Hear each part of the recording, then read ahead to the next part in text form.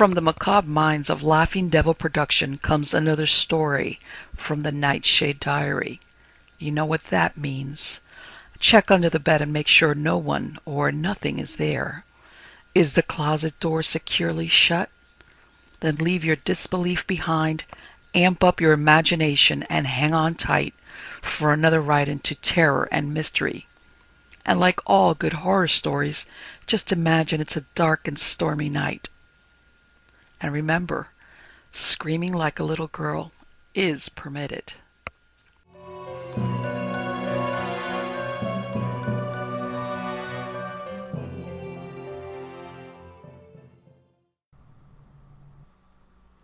The Last Grave of Lill Warran by Marlene Wellman. The side road became a rutted track through the pines, and the track became a trail. John Thunstone reflected that he might have known his car would not be able to travel the full distance, and in any case a car seemed out of place in these ancient and uncombed woods. A lumber wagon would be more in keeping, or a riding mule, if John Thunstone were smaller and lighter, a fair load for a mule. He got out of the car, rolled up the windows, and locked the doors. Ahead of him a path snaked through the thicket, narrow but well marked by the feet of nobody knew how many years of tramping. He set his own big feet upon it. His giant body moved with silent grace. John Thunstone was at home in woods or in wilder places. He had dressed roughly for this expedition. He had no intention of appearing before the Sandhill Woods people as a tailored and forward invader, so he wore corduroys, a leather jacket that had been cut for him from deer hides of his own shooting, and a shabby felt hat. His strong-boned, trim-mustached face was sober and watchful. It did not betray excitement or any advance on the wonder he expected to feel when he finished his quest. In his big right hand he carried a walking stick of old dark wood. Yep. The courthouse loafers at the town back on the paved road had answered his questions. Lill Warran. That's her name, Lill, not Lily. Not much Lily about her. Nothing so sweet and pure. She was a witch, all right, mister. Sure she was dug up out of her grave. Nope, we wasn't there. We just heerd about the thing. She was buried, 'pears like, in Beaver Dam churchyard. And somebody, or several somebodies, dug her up out of there and flung her body clear of the place. Old-time folks believe it's poison bad luck to bury a witch in church ground. You do that and leave her, you might's well forget the church, 'cause it won't be blessed no more. Ain't saying we believe that personal, it's country belief. But the courthouse loafers had not denied the belief in the necessity of digging up a witch. One or two of them contributed tales of Lill Warran, how she was no dry, stooped, gnarled old crone, but a well-growed woman, tall and fully and finely made, with a heavy mass of wealth of black hair. She wore it not into a great loaf at her nape, they said, and that hair shone like fresh melted tar. Her eyes, they said, were green as green glass, and a brown face, and her mouth. Huh, they agreed, Thunstone. You've come a far piece. Well, it's like you seen many a fine-looking women. But, mister, ain't no possible argument. You see Lill Warran and that red mouth she had on her, you'd slap a mortgage on your immortal soul to get a kiss of it. And the inference was, more than one had mortgaged his immortal soul for a kiss of Lill Warran's mouth. She was dead now. How? Bullet, some said.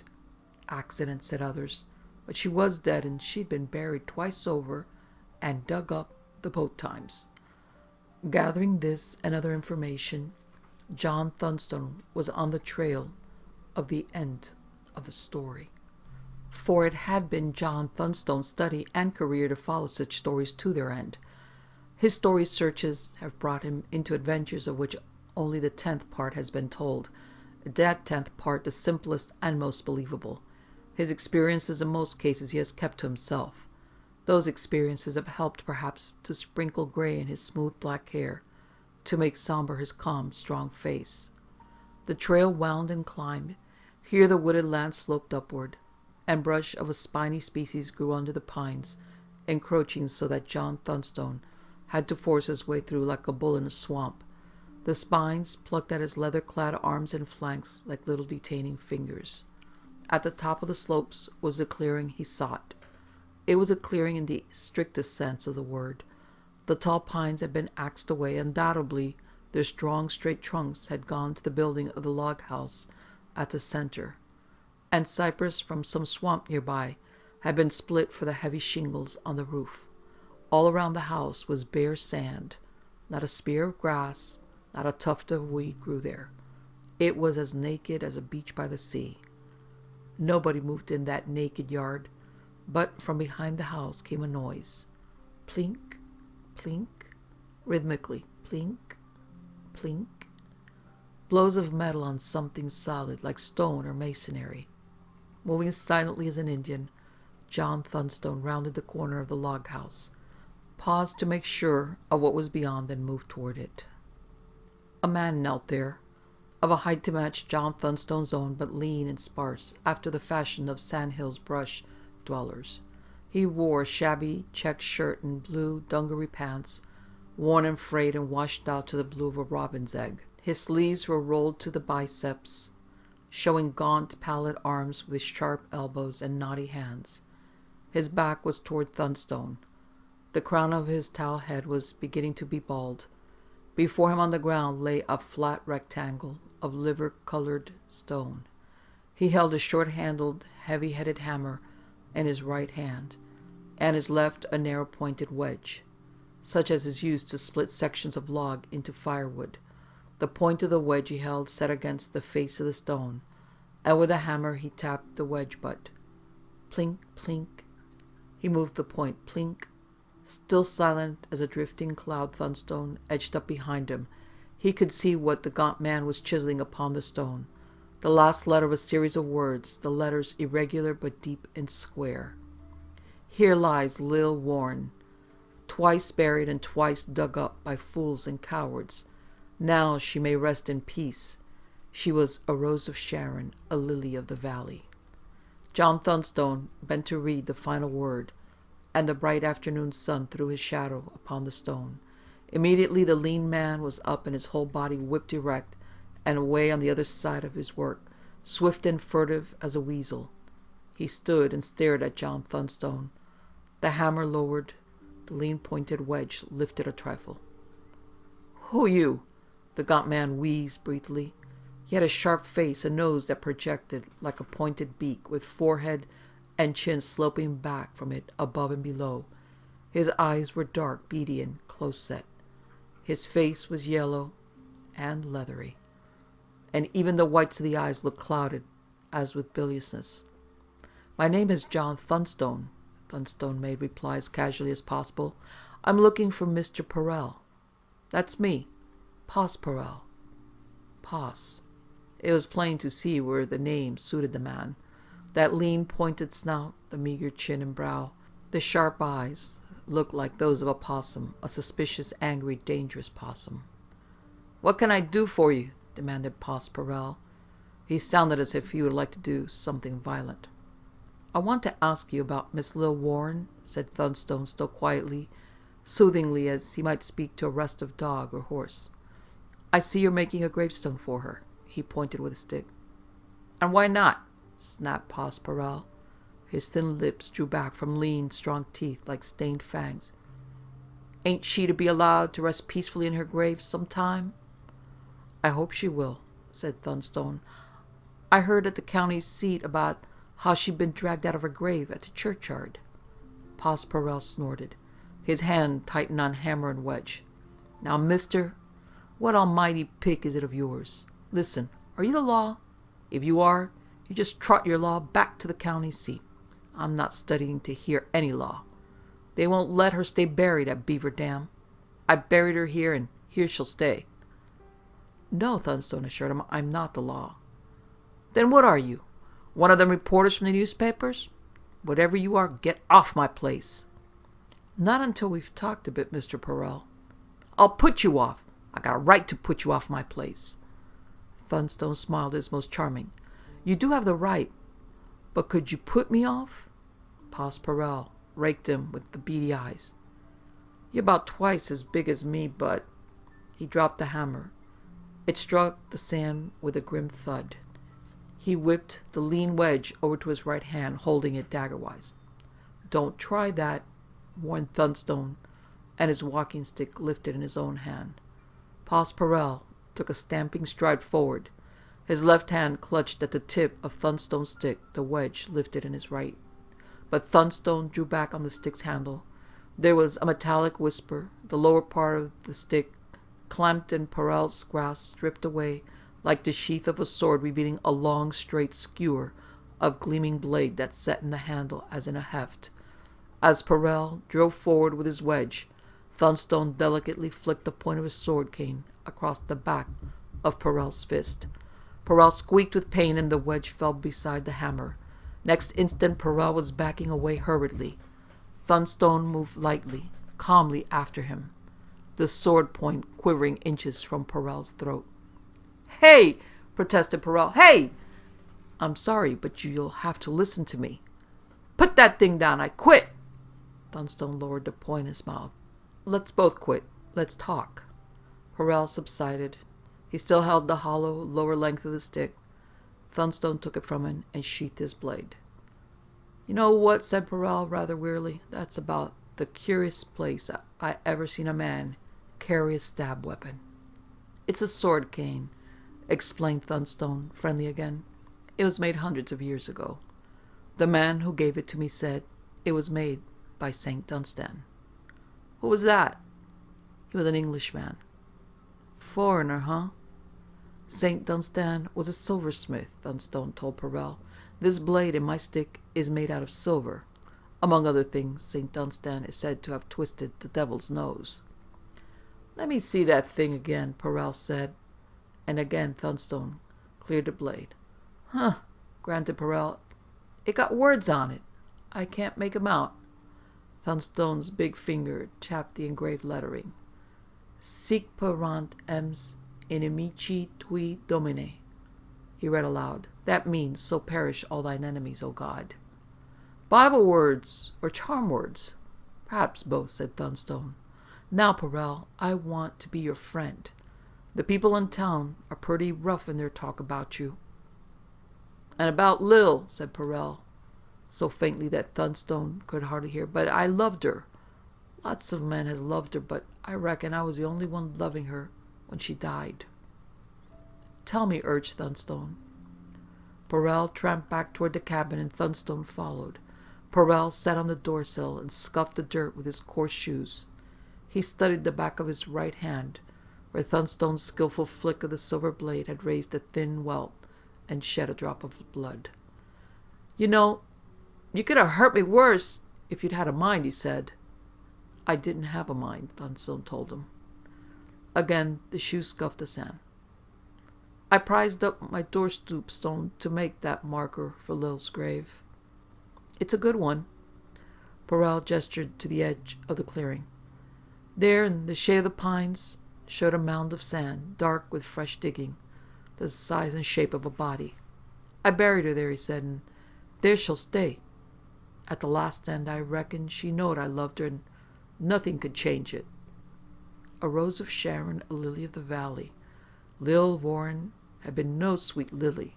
The courthouse loafers had insisted." Thunstone squatted on his heels. "You know," he said, "you'll feel better if you talk about it to somebody who will listen." "Reckon I will." And Pos Parrell talked. Later Thunstone wrote down Parrell's story from memory as a most interesting record of belief in the supernatural, and also belief in a most beautiful and willful woman. Lill Warran was called a witch because her mother had been one and her grandmother had been one. Folks said she could curse pigs thin and curse hens out of laying, and make trees fall on men cutting them. They wouldn't hear of things like that happening by chance. The preacher at Beaver Dam had sworn she said the Lord's Prayer wrong, "Our Father who wert in heaven," which meant Satan, who'd fallen from the pearly gates, the way it says in the books of Isaiah. No, the preacher hadn't read Lill Warran out of church. But she stopped coming and laughed at the people who mumbled. The old folks hated her, the children were afraid, and the women suspicious. But the men... She could get any man, said Perel. She got practically all of them. A hunter would leave his gun. A drinker would leave his bottle of stump-hole whiskey. A farmer would leave his plow standing in the field. There was many wives crying tears because their husbands were out at night, following after Lill Warran. And Noby Filder hanged himself. Everybody knows because he was to meet Lill and she didn't come, but went that night to a square dance with Newton Handley. And Newton grew to hate her, but he took sick, and when he was dying, he called on her name. Paz Perel had just loved her. She never promised to meet him. She tossed him smiles and chance words, like so many table scraps to a dog. Maybe it was as well. Those who were lovers of Lill Warran worshipped her, then feared and hated her. That, at least, was witch history, as Thunstone had read it and researched it. The old books of the old scholars were full of evidence about such seductive enchantresses, all the way back to the goddesses of dark love, Ishtar, Ashtoreth, Astarte, various names for the same force, terrible in love as the god of war is terrible in battle. To Thunstone's mind came a fragment of the Epic of Gilgamesh, lettered on a Chaldean tablet of clay 5 millennia ago. Gilgamesh had taunted Ishtar's overtures. Thou fellest in love with the herdsman, whoever scattered grain for thee, and daily slaughtered a kid for thee. Thou smotest him, turned him into a wolf. It didn't prove nothing, Perel was protesting, only that she was easy to fall in love with and hard to keep. What did she live on? Asked Thunstone. Did her family have anything? Shucks, no. She was orphaned. She lived by herself. They've burned the cabin now. People said she knew spells so she could witch meat out of smokehouse into her pot, witch meals out of pantries onto her table. I've heard of people suspecting that of witches, nodded Thunstone, careful to keep his manner sympathetic. It's an easy story to make yourself believe. I never believed it, not even when... Perel told the climax of the story, eerie tale. It had happened a week ago. It had to do with a silver bullet. For silver bullets are sure death to demons, and this was known to a young man by the name of Taylor Howitt, the latest to flutter around the fascinating flame that was Lill Warran. His friends warned him about her, and he wouldn't listen. Not Taylor. Not until there was prowling around his cabin by something that whined and yelped, like a beast varmint, a wolf, the old folks would say, except that wolves hadn't been seen in these parts since the old frontier days, and Taylor Howitt had glimpsed the thing once or twice by moonlight. It was shaggy, had pointy ears and a pointy muzzle, but it stood up on its 2 legs, part of the time at least. The werewolf story, commented Thunstone, but Perel continued. Taylor Howitt knew what to do. He had an old deer rifle, the kind made by a country gunsmith as long back as the war with the North. He had the bullet mold too, and he'd melted down half a silver dollar and cast him a bullet. He loaded the deer rifle ready and listened for several nights to the howls. When the thing came peeking close to an open window, he caught its shape square against the rising moon and fired.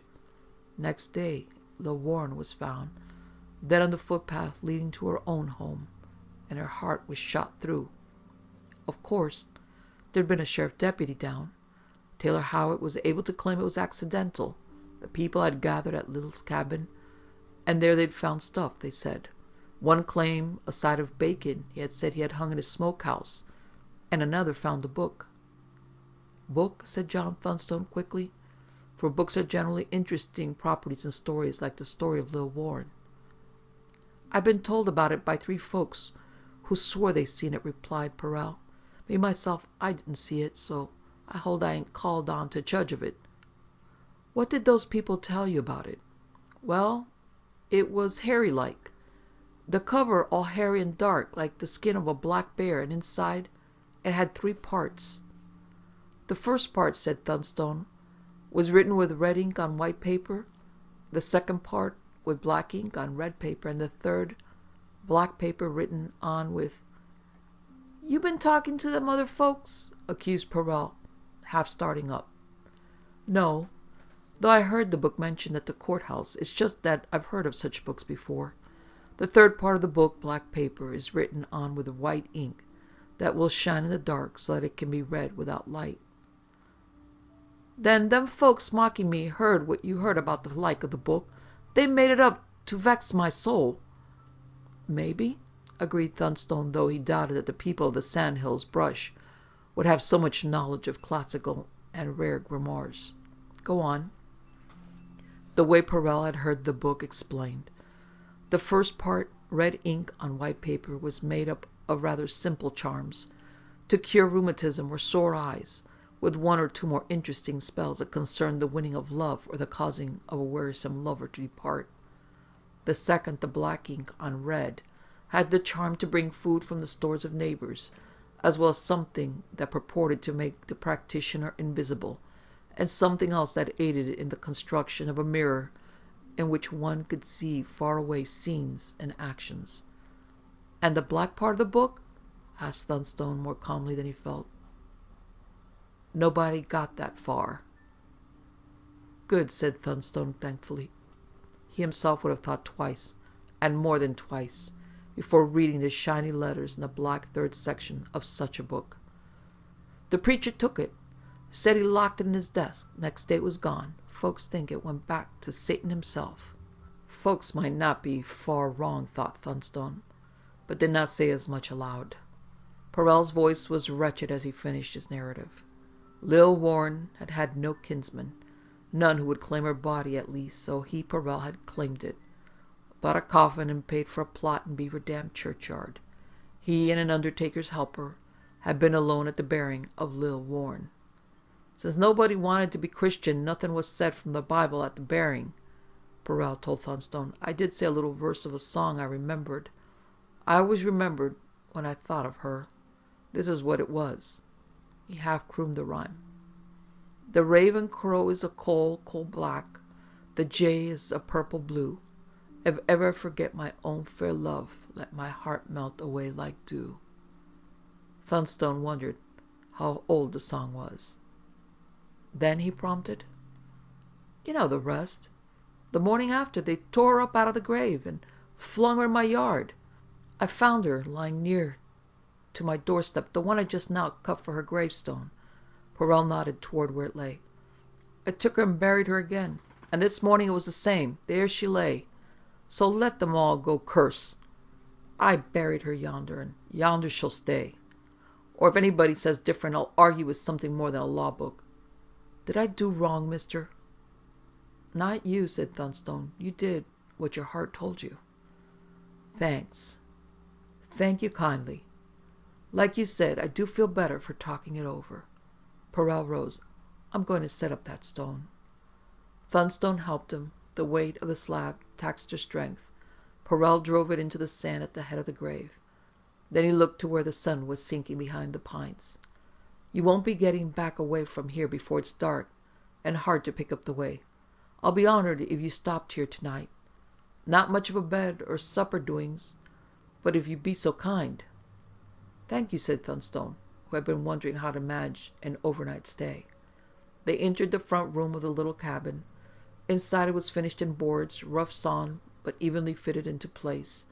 There was an old table, old chairs, a very old cook stove, pans hanging on nails on the walls.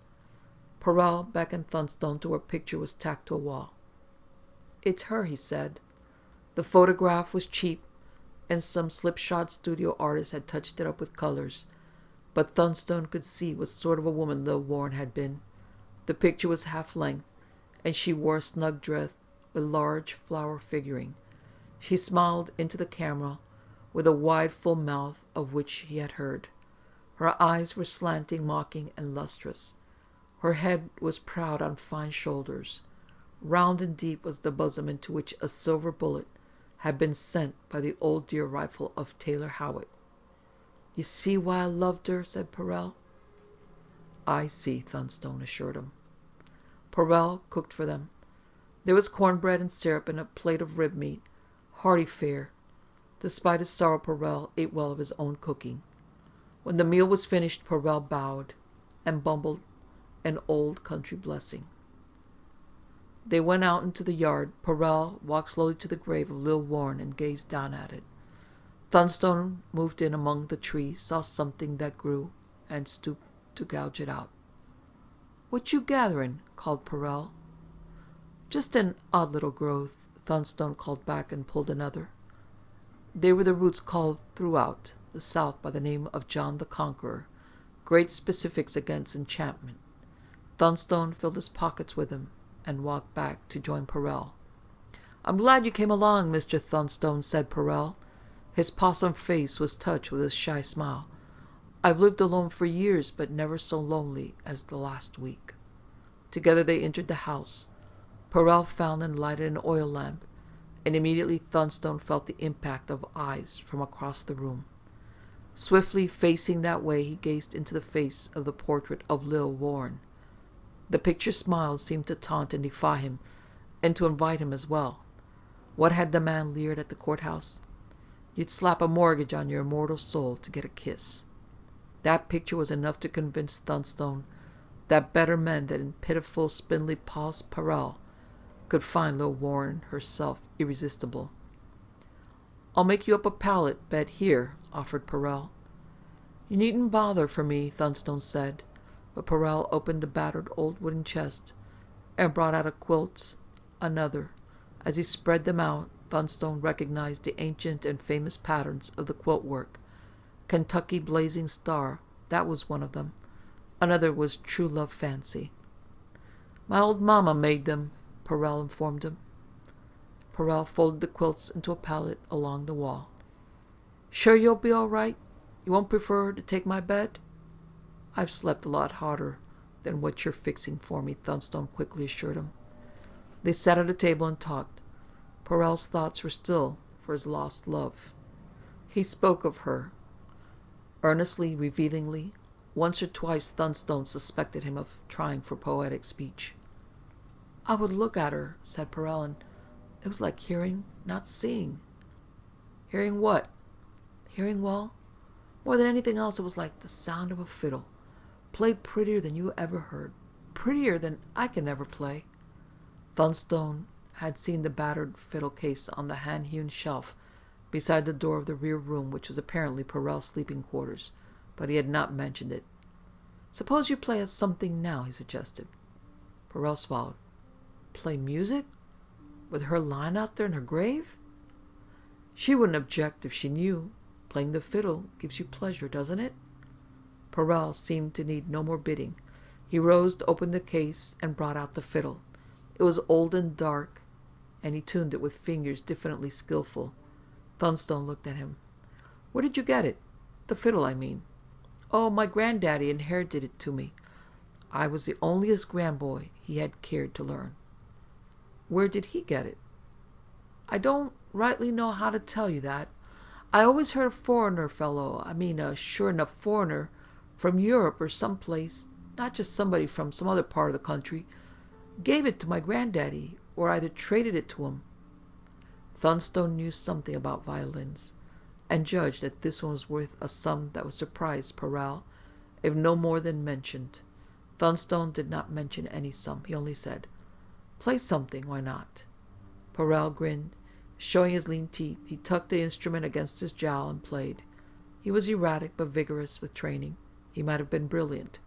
The music soared, wailed, thundered, and died down. "That was interesting," said Thunstone. "What was it?" "Just something I sort of figured out for myself," said Perel apologetically. "I do that once in a while, but not lots. Folks would rather hear the old songs, things they know, like Arkansas Traveler and Fire in the Mountains.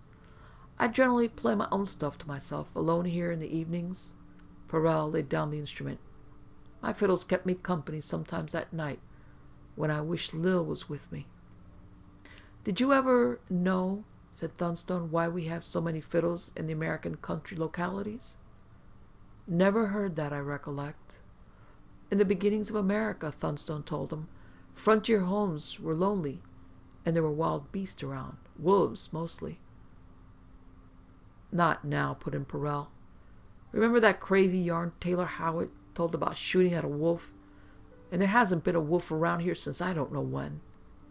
Maybe not now, but there were wolves in the old days, and the strains of fiddle music hurt the ears of the wolves and kept them away. There may be a lot in what you say, nodded Perel, and put his instrument back into its box. Listen, I'm tired. I've not slept fit for a dog these past 6 nights, but now with you here talking sense like you have. Perel paused, stretched, and yawned. If it's all right with you, I'll go sleep a while. Good night, Perel, said Thunstone, and watched his host go into the rear room and close the door. Then Thunstone went outside. It was quiet and starry, and the moon rose, half of its disk gleaming pale. He took from his pocket the roots of John the Conqueror, placing one on the sill above the door, another above the front window, and so on around the shanty. Returning, he entered the front room again, turned up the lamp a trifle, and spread out a piece of paper. He produced a pen and began to write. My dear de Grandin, I know your own investigations kept you from coming here with me, but I wonder if this thing isn't more interesting, if not more important, than what you chose to stay and do in New Jersey. The rumors about Lill Warran, as outlined to you in the letter I wrote this morning, are most confirmed. Here, however, are the new items I've uncovered. Strong evidence of the worst type of grimoire. I refer to one with white, red, and black sections. Since it's mentioned in this case, I incline to believe there was one. These country folk could hardly make up such a grimoire out of their heads. Lill Warran, it seems, had a copy, which later vanished from a locked drawer, naturally, or supernaturally. Presence of a werewolf. One Taylor Howard was sure enough to make himself a silver bullet, and to use it effectively.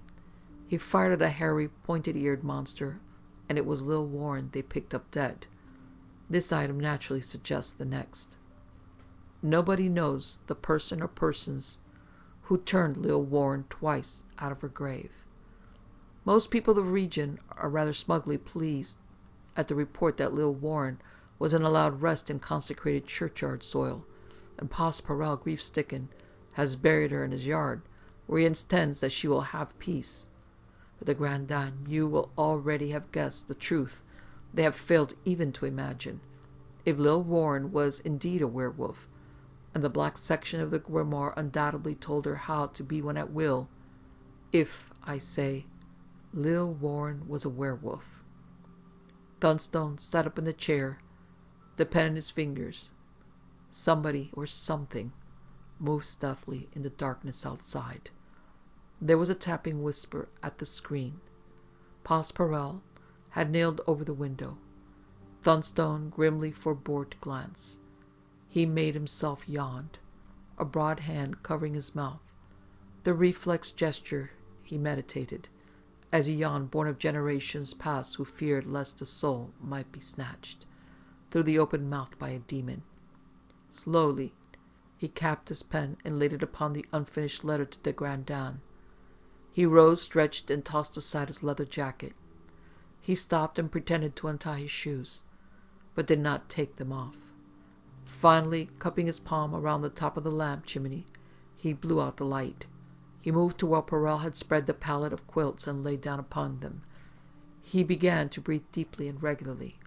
One hand relaxed in it, seeming rested within an inch of the sword cane. The climax of the adventure was upon him.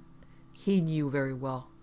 But in the moments to follow, he must possess himself with calm, must appear to be asleep in a manner to deceive the most skeptical observer.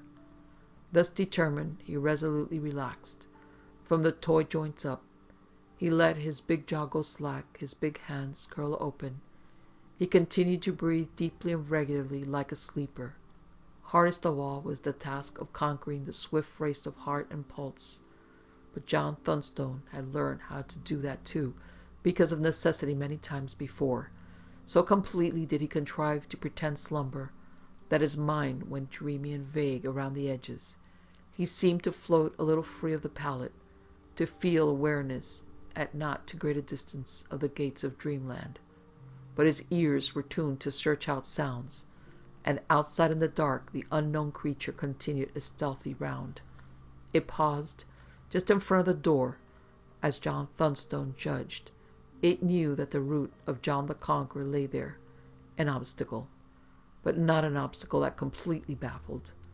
Such an herb to turn back what Thunstone felt sure was besieging the dark cabin would need to be wolfbane or garlic, or, for what grew naturally in these parts of the world, French lilac.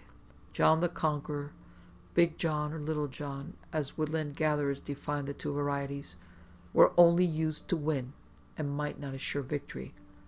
All it could do, certainly, was slow up the advance of the besieger. Under his breath, very soft and very low, John Thunstone began to mutter a saying, taught him by a white magician in a faraway city, half a prayer and half a spell against evil enemies. 2 wicked eyes have overshadowed us, but 2 holy eyes are fixed upon us, the eyes of St. Dunstan, who smote and shamed the devil.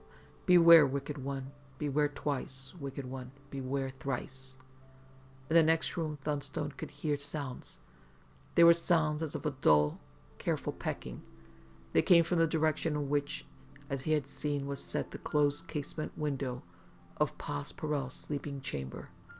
With the utter silence he knew how to keep, Thunstone rolled from his pallet, lying for a moment face down on the floor. He drew up one knee and both hands, and rose to his full height. In one hand he brought along the sword cane. The pecking sound persisted as he slid 1 foot along the rough planks of the floor, praying that no creak would sound. He managed a step, another, a third. He was at the door leading to the next room. His free hand groped for a knob. There was none, only a latch string. Thunstone pulled, and the door sagged silently open.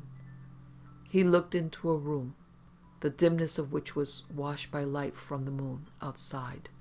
In the window, silhouetted against the 4 pane, showed the outline of head and shoulders. A tinkling whisper, and one of the panes fell inward, to shatter musically on the boards below. Something had picked away the putty.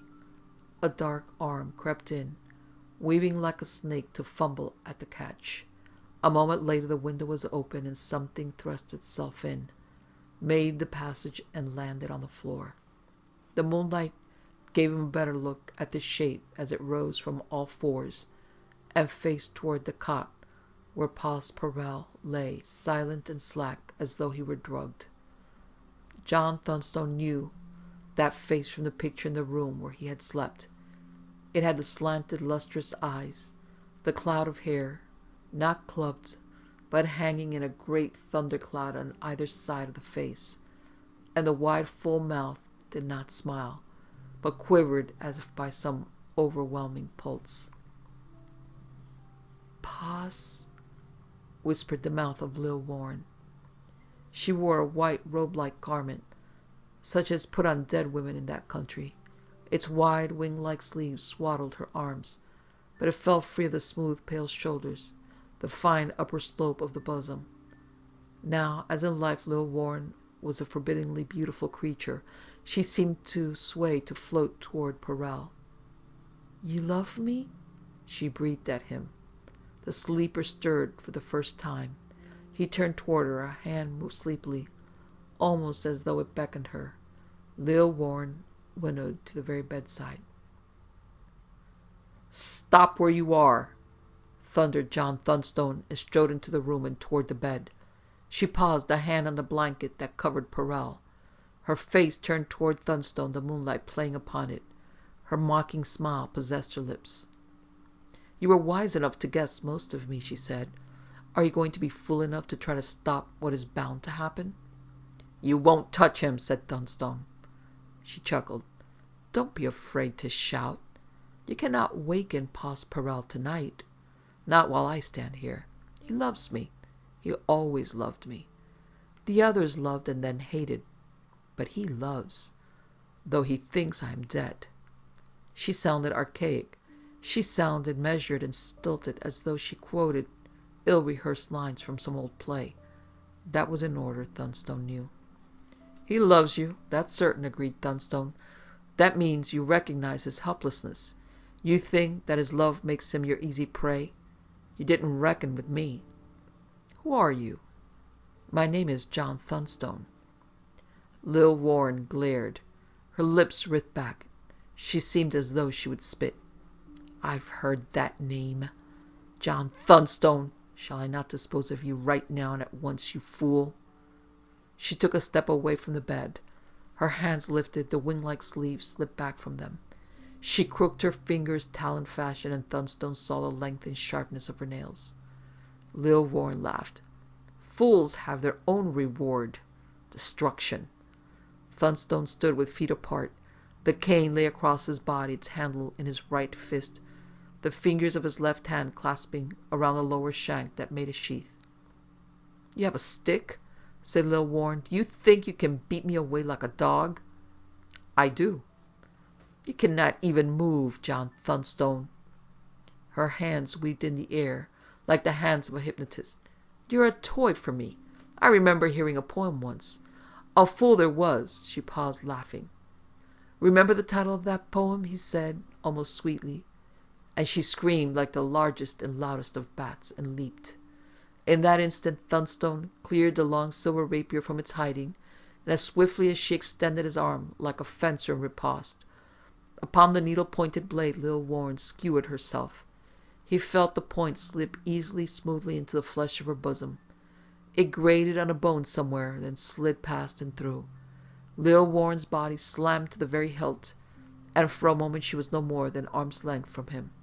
Her eyes grew round, her mouth opened wide, but only a whisper of breath came from it. Then she fell backward, slack as an empty garment, and as Thunstone cleared his blade, she thudded on the floor and lay with her arms flung out to right and left as though crucified. From his hip pocket Thunstone fished a handkerchief and wiped away the blood that ran from point to base of the silver weapon forged centuries before by St. Dunstan, patron of those who face and fight creatures of evil.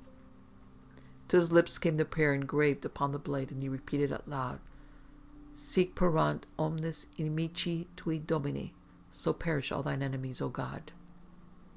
Huh? Sleepily said Pos Parel, and sat up on his cot. He strained his eyes in the dimness. What you say, mister? What's happened? Thunstone moved toward the bureau, sheathing his silver blade. He struck a match, lifted the chimney from the lamp on the bureau, and lighted it. The room filled with a warm glow from the wick. Parel sprang out of bed. Hey, look! The window's open. It's broken one pane. Who done that? Somebody from outside, said Thunstone, standing still to watch. Parel turned and stared at what was on the floor. It's Lill! He bawled in a quivering voice. Sink their rotten souls to hell. They come dug her up again and throwed her in here? I don't think so, said Thunstone, and lifted the lamp. Take a good look.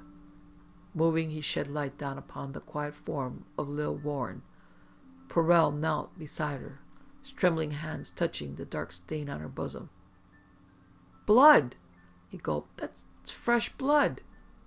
Her wound was bleeding right now. She wasn't dead down there in the grave. No, agreed Thunstone quietly. She wasn't dead down there in the grave. But she's dead now. Parel examined her carefully, miserably. Yes, sir, she's dead now. She won't rise up no more. No more, agreed Thunstone again. And she got out of her grave by her own strength. Nobody dug her up, dead or alive. Parel stared from where he knelt. Wonder and puzzlement touched his grief-lined, sharp-snouted face. Come out and see, invited Thunstone, and lifted the lamp from where it stood on the bureau. He walked through the front room and out of the door. Parel tramped at his heels. The night was quiet, with so little breeze that the flame of the lamp barely flickered. Straight to the graveside Thunstone led Parel, stopped there and held the lamp high over the freshly opened hole. Look, Parel, Thunstone bade him. That grave was opened from inside, not outside. Parel stooped and stared. One hand crept up and wiped the low, slanting brow. You're right, I guess, said Parel slowly. This looks like what a fox does when he breaks through at the end of his digging. The dirt's flung outward from below. only bigger's in the foxhole. Perel straightened up. His face was like sick tallow in the light of the lamp. Then it's true, though. It looks right pure down impossible. She was in there alive, and she got out tonight. She got out the other 2 nights, said Thunstone. I don't think I can explain to you exactly why, but nighttime was a time of her strength, and each time she came here to you, walked or crept all the way. Each time again, she could move no more when it was dawn. Lill came to me? You loved her, didn't you? That's why she came to you. Perel turned toward the house. And she must have loved me, he whispered, to come to me out of the grave. Tonight she didn't have so far to go. If she'd stayed alive... Thunstone started back to the house. Don't think about that, Perel. She's certainly dead now, and what she would have done if she stayed alive isn't for us to think about. Perel made no reply until they had once more entered the front door and walked through to where Lill Warran lay, as they had left her. In the light from the lamp, Thunstone carried her face was clearly defined. It was a calm face, a face at peace and a little sorrowful. Yes, a sweet face. Lill Warran may not have looked like that in life, or in life and death, but now she was completely dead. She was of a gentle, sleeping beauty. Thunstone could see how Perel or any other man might love a face like that. And she came to me. She loved me, breathed Perel again. Yes, she loved you, nodded Thunstone. In her own way, she did love you. Let's take her back to her grave. Between them, they carried her out to the hole. At its bottom was a simple coffin of pine planks, its lid thrown outward and upward from its burst fastenings. Thunstone and Perel put the body into the coffin, straightened its slack limbs, and lowered the lid. Perel brought a spade and a shovel, and they filled and smoothed the grave. I'm going to say my little verse again, said Perel, standing with head bowed. He mumbled the lines. The raven crow is a coal, coal black, the jay is a purple blue. If ever I forget my own fair love, let my heart melt away like dew. He looked up at Thunstone, tears streaming down his face. Now she'll rest in peace. That's right, she'll rest in peace. She won't rise again. Listen, you mind going back to the house? I'll just watch here till morning. You don't think that'll hurt, do you? Thunstone smiled. No, it won't hurt. It will be perfectly all right, because nothing whatever will disturb you. Or her? Added Perel. Or her, nodded Thunstone. She won't be disturbed. Just keep remembering her as somebody who loved you, and whose rest will never be interrupted again. Back in the house, Thunstone brought the lamp to the table where he had interrupted his letter to de Grandin. He took his pen and began writing again. I was interrupted by events that brought this adventure to a good end, and maybe I'll wait until I see you before I tell you that part of it. But to finish my earlier remarks, if Lill Warran was a werewolf and killed in her werewolf shape, it follows as a commonplace that she became a vampire after death. You can read as much in Montague Summers as well as the work of your countryman, Cyprian Robert. And as a vampire, she would and did return, in a vampire's travesty of affection, to the one living person whose heart still turned to her. Because I have suspected all this from the moment I got wind of the story of Lill Warran, I brought with me the silver blade forged for such battles by St. Dunstan, and it was my weapon of victory. He finished and folded the letter. Outside, the moon brightened the quiet night, and which it seemed no evil thing could possibly stir.